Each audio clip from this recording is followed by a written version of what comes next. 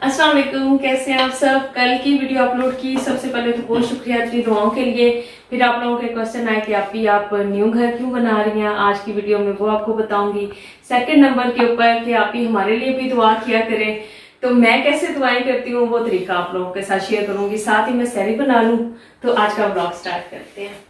और अब मुझे ये समझ नहीं आ रही कि इस दुआ के तरीके को मैं क्या कहूँ कि घर में बैठ के आप लाखों कमा सकते हैं ऑनलाइन, उसकी दुआ कहूँ, बच्चे नहीं हो रहे उसकी दुआ कहूँ, या आपको अपना घर चाहिए, या दुनियावी कोई भी आपके दिल में ख्वाहिश है, आप उसके लिए भी ये दुआ का सिर्फ तरीका है। ये कोई वजीफ़ा नहीं है, या मैं आप लोगों को कोई ऐसी अरबिक दुआ नहीं बता रही। क्योंकि अगर मैं नमाज को, या आप लोग भी ये जानते हैं, अगर हम नमाज को ही देखें ना, तो नमाज जो हम पढ़ते हैं उसमें सिवाय खुदा ताला की ज़ात पाक की बड़ाई के साथ साथ सिर्फ हम इंसानों कि जो अपने लिए दुआएं हैं ना, वो उसमें शामिल है। अगर आप नमाज का तर्जमा भी करके देखें ना, तो वो यही है। तो नमाज पढ़ने के बाद आप जो भी वजीफ़े, कुरान पाक की तिलावत, या जो भी आप करते हैं, बस आपने जब दुआ के लिए हाथ उठाने हैं ना, उसके बाद मैं जिस तरीके से दुआ मांगती हूँ ना, मैं वो तरीका आपको बताऊंगी कि हाथ आपने उठाने हैं, अपनी चाहे आयतुल कुर्सी पढ़ते हैं, आप दुरूद शरीफ पढ़ते हैं, अपना पढ़ने के बाद सबसे पहले आपने अल्लाह ताला की ज़ात पाक को मैं इमेजिन करती हूँ। और आपने ऐसे इमेजिन नहीं करना कि जैसे कोई खुदा की ज़ात पाक दूर आसमानों में आपकी बात सुन रहे हैं, या खाना काबा को नहीं। आपने जिस चाहे नमाज पे बैठे हुए हैं, आपने ऐसे कहना है कि बिल्कुल मेरे सामने इतना अल्लाह ताला की ज़ात पाक मेरे सामने है कि जो दिल में मेरे आवाज़ आ रही है ना, या मेरी सरगोशी है। कोशिश करें कि आप जब दुआ मांगे तो आप अकेले हों, ताकि आप अपने रब की ज़ात पाक के आगे बिल्कुल खुल के अपना जो दिल है ना, वो खोल के रख दें। तो आपने इमेजिन करना है क्योंकि खुदा की ज़ात पाक आपके इतने नज़दीक है कि जो आपकी दिल की जो आवाज़ है, या जो आंसू बन के गिरेगी, वो सुन रही है।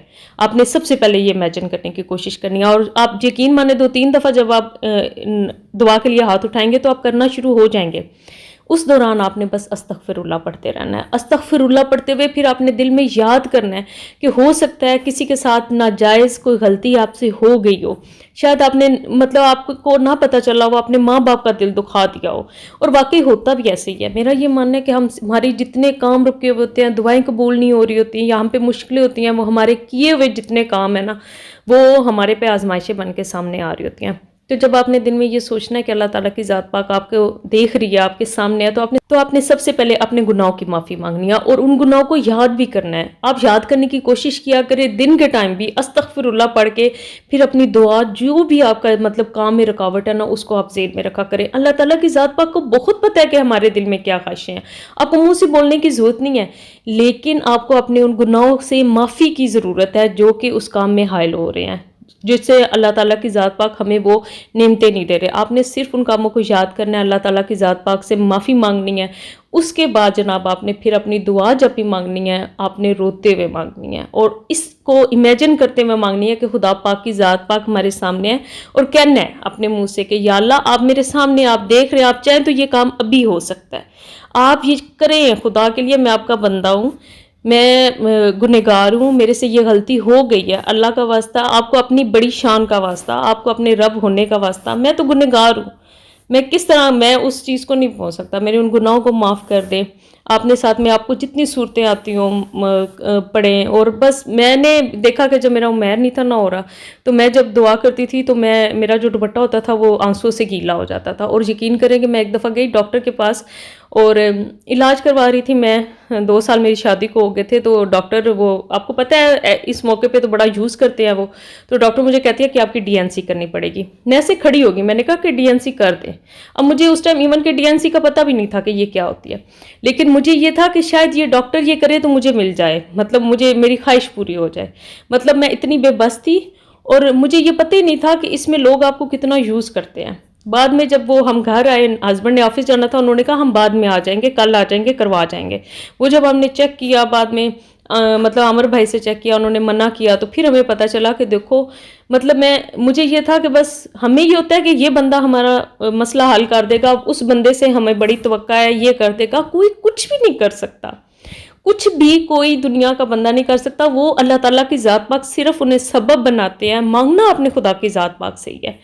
यकीन माने ये सारा आज का व्लॉग है, लेकिन मैंने जो बात आप लोगों से करनी है, आप रब की ज़ात से मांगा करें। अल्लाह की ज़ात पाक ने मेरी झोली उसी महीने भरी जिस महीने मैंने रब की ज़ात पाक से इस तरीके से मांगना शुरू किया। फिर करोड़ बार रब का शुक्र है, मैंने सूरह वाक़या भी साथ में याद कर ली, मैंने आप लोगों को बताया था। फिर मैं मगरिब की नमाज के बाद वो पढ़ती थी और इसी तरह रब के आगे रो के दुआ करती थी कि या अल्लाह मुझे कोई सबब नज़र नहीं आता, तो कोई इस तरह का सबब करके हमारा ना कोई रोज़गार खुल जाए, हमारा अपना घर हो। फिर अल्लाह का करोड़ बार शुक्र हुआ। कोई यकीन करे अल्लाह ने कैसे सबब पैदा कर दिया, हमें कुछ पता नहीं चला। नासिर साहब की जॉब बाहर हो गई, हमने अपना घर ख़रीद लिया आज से कितने साल पहले।